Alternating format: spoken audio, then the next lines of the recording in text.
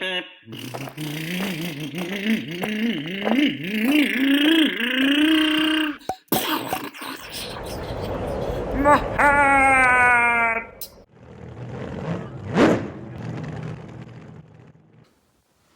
so now I gotta put everything together. This is always the fun part.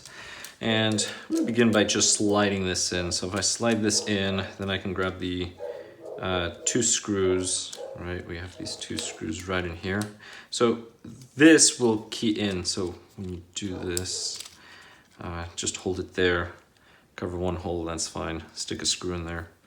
You're using your 2mm driver, and I'll just try this in.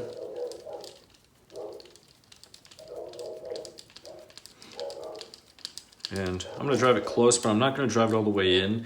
And that's just a habit. If you have to introduce more than one screw, don't drive the first one all the way in. And the reason why is just in case there's play on the parts. If you drive one all the way in, it may not allow you to shift the parts enough to fit the other screws. That's the reason why. I actually started this one, didn't drive it all the way in, drove this one all the way in, then I drove that one all the way in. So that's just a little strategy when building things. All right, now don't worry about putting these shafts in right now because this will still be loose. But one of the things that I need to tell you so far is how to remove the arms. Now, I've already showed you how to remove these. The rear ones are actually quite simple. Just remove these 2 screws. This will come out, and then the pin will slide out, or you can just remove the arm from the pin. So let me go ahead and show you.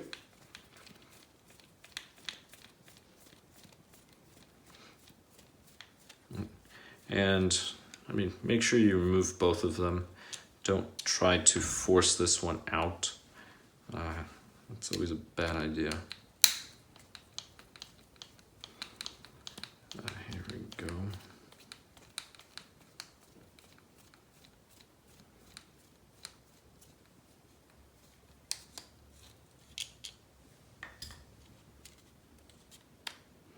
And it would just slide out just like that. So now you can just remove a pin, or you can just slide the arm out. So the arm would actually slide out, and that's it. So we're gonna go ahead and put this back in. As you can see, there's some toe built into this. That's something to keep in mind. Let's see.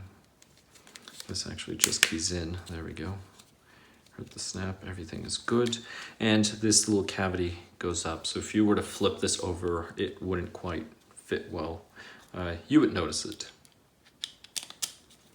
But here we go, so let's go back.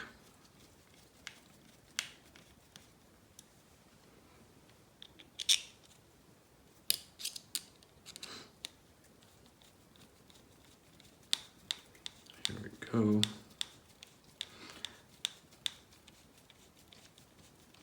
Now on the arms, one of the things to note is do not cut these off. Those are actually for the sway bar. Depending on the orientation or the vehicle, keep in mind that these arms work for more than one vehicle.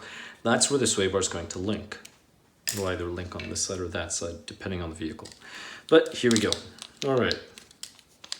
This will go this way. Again, don't worry about placing these shafts in until you are ready to mount this on the chassis. Right now, what I want to do is put everything on, everything else that I need. So I'm going to go ahead and begin with this little section here. So that will go in there. And I'm going to go ahead and grab this rod. And this rod is going to go in here.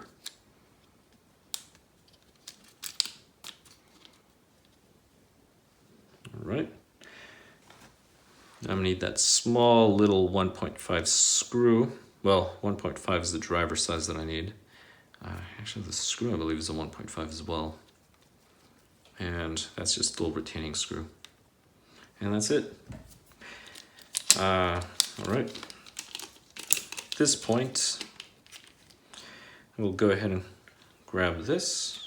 And if you remember, that's just the shield. They do make aluminum shields. Again, if you want to spend your money on that stuff, go for it. It's your money, right? In any capitalist-free world, You can do whatever you want with your money. I don't know why you would do it though on the shield. And the reason why I'm saying that is because it's not in direct contact with the motor. So it's really not helping as far as cooling the motor efficiently. That's the reason why. Oh, I just realized this link was way over here, and that's why I couldn't mount this. All right, there we go. And perfect. There we go. Oh, almost perfect. Thought I had it, did not. There we go. So these here, they need a clip on. If you remember from me removing them, right, they key on. So that is it. Great, so now I can grab this long one. This long one is the one that goes in there, and those two that need to clip on. And this goes in through this side. So just grab your 2mm driver. There we go, push it in.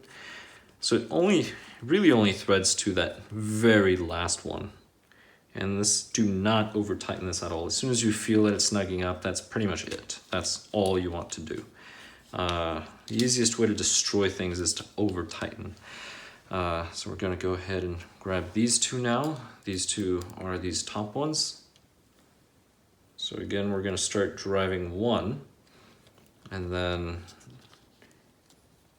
we'll actually tighten the second one fully, and then we'll finish tightening this one up. The first one's just to line things up, which right now I can't seem to do. Here we go. No, did I miss it? There we go.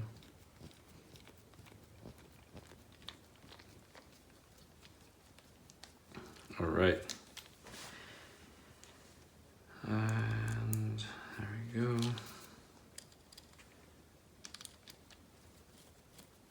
Now, one of the things I do like about the 272R transmission on the drag slash is how easy it is to service the differential.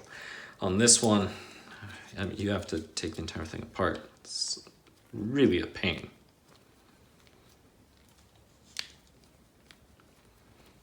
So there are advantages and disadvantages to both platforms, but I think the advantages that the DR10 offers are worth it. Yeah, it makes this car worth getting.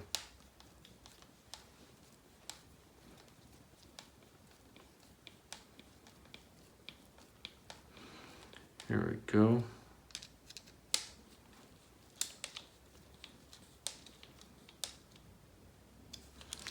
Here we go.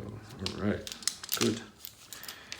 Good stuff. All right, now this one, because the link is already connected, I do want to lift this, stick the shaft in, and then key all of this in.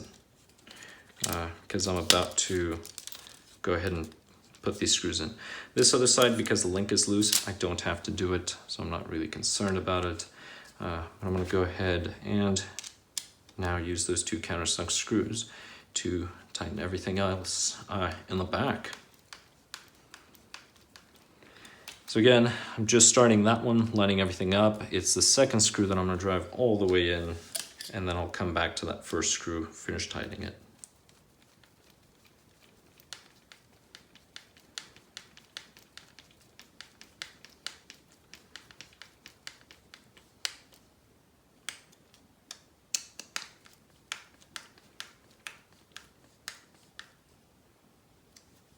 There we go. All right.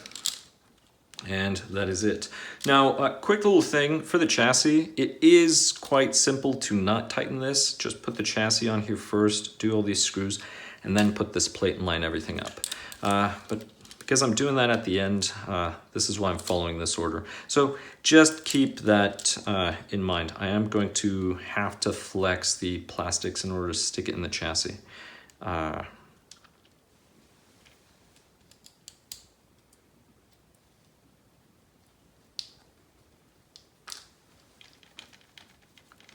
All right, here we go.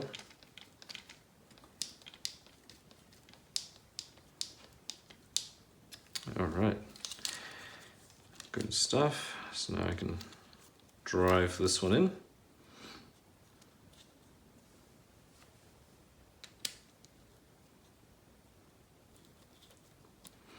Now, something else that I do like about the DR10 over the drag slash or drag slash builds, this is a lower car to begin with. Because of the gull wing arms, you're starting with something that's about 3 millimeters lower in the rear, which is significant difference.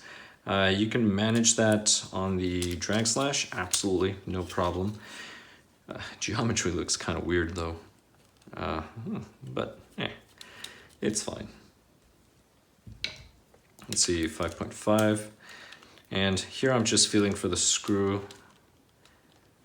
All right, that's it. If this starts slipping, just put your 2 millimeter driver and then just hold one, turn the other, or turn both in the opposite direction. Either way. All right, let's go ahead and take this. Now, yes, it doesn't really matter because I'm going to be playing with the suspension later on, but I am putting it on the inner hole instead of the outer hole. Out of the box, it comes with the outer hole, but I actually want the suspension to be as straight as possible.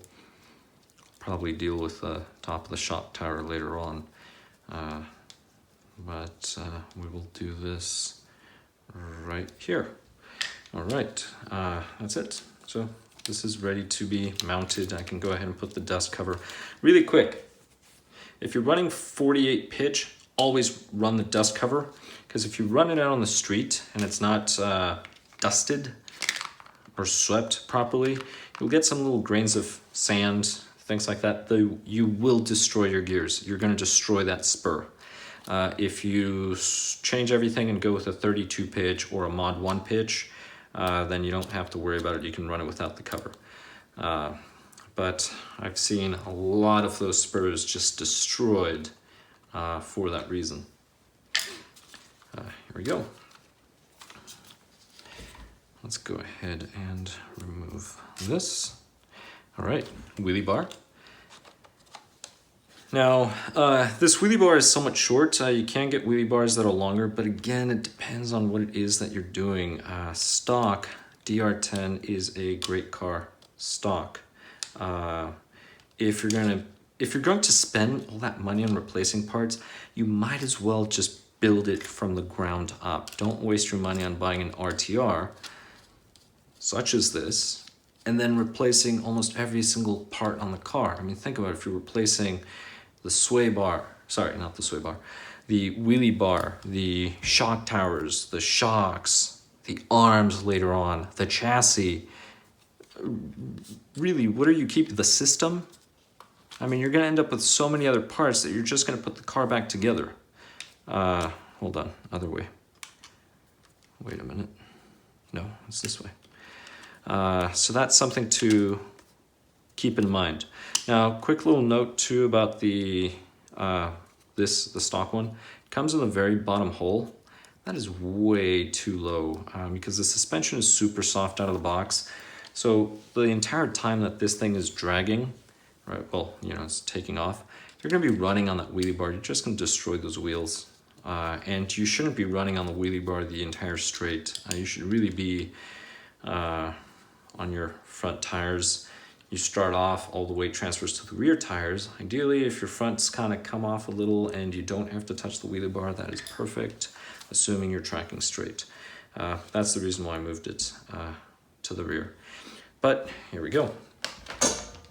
We're almost finished. Now the wires, if you forget the wires, the way it works is the one farther forward goes to the one farther out, middle to middle, and the farther in goes to the farther back. That's the way this motor is set up on this car out of the box. But here we go.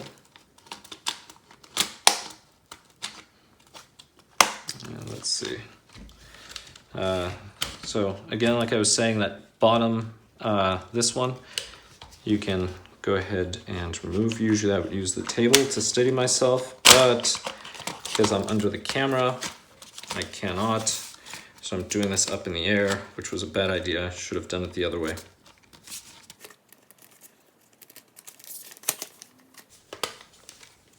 There we go. And that has keyed in.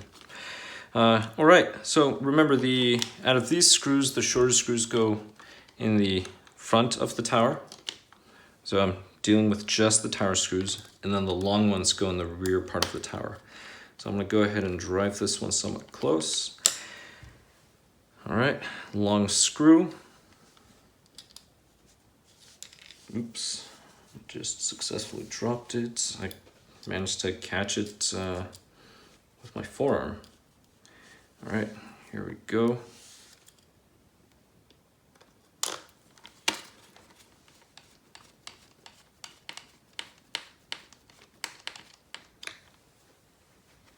And I'm gonna go with the long rear screw.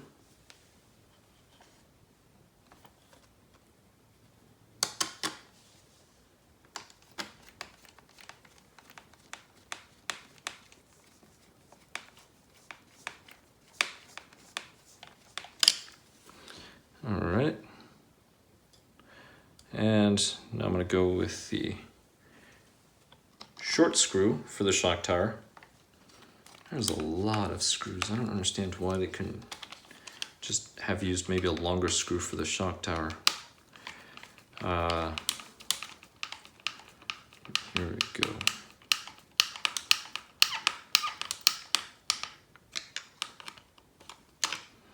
I should go through the back.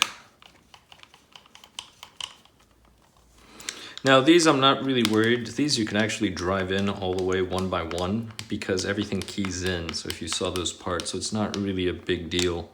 That's the reason why I haven't placed those two in the front. All right, here we go.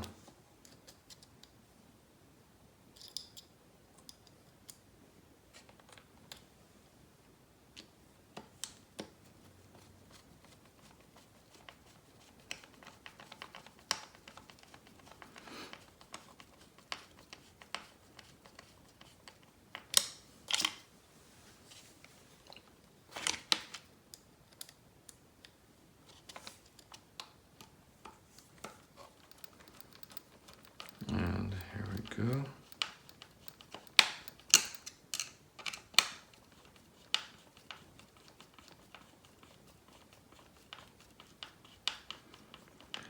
And there. All right, so now we just need to do these. So I'm gonna grab these.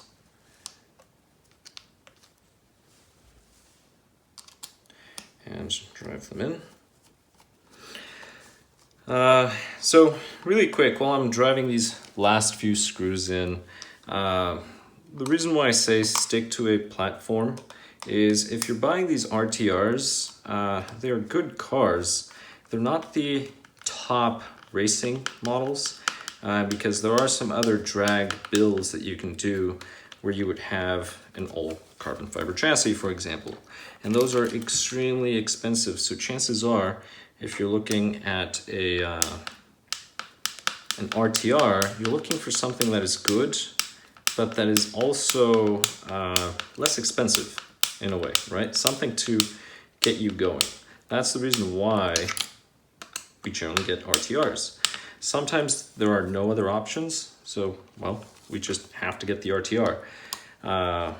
Or the other option is just extremely expensive. So I'm gonna give you an example.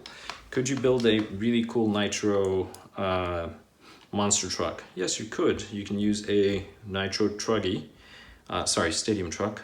Wait, now I'm confusing the two. The larger one. So you get one of those and then you can convert it into a monster truck. Go for it. Short course truck, just get a buggy, 1/8 scale nitro buggy and go for it. Or Traxxas makes monster trucks for about $500 versus whatever you build is going to be over $1,000 using the other platforms. Now that's something for, Traxxas, that would be something decent. Red Cat makes some optional stuff, but Red Cat is really a beginner's brand. I mean, more power to you. As long as you get in the hobby, I guess, go for it. But if you get something that's higher in quality, you'll be more happy. So keep that in mind. All right, that is it. So we are finished putting this together. So after that, all you would have to do is just mount all the tires. I'm gonna go ahead and connect the motor. might as well. Well, I can do it later, but again, the important thing is the outer wire goes to the first, middle to middle, and the inner wire goes to the last wire here on the motor. That's the way this works. Thank you very much for watching. Please like, also subscribe if you have not, and I'll catch you in the next one. Thank you very much for watching once again.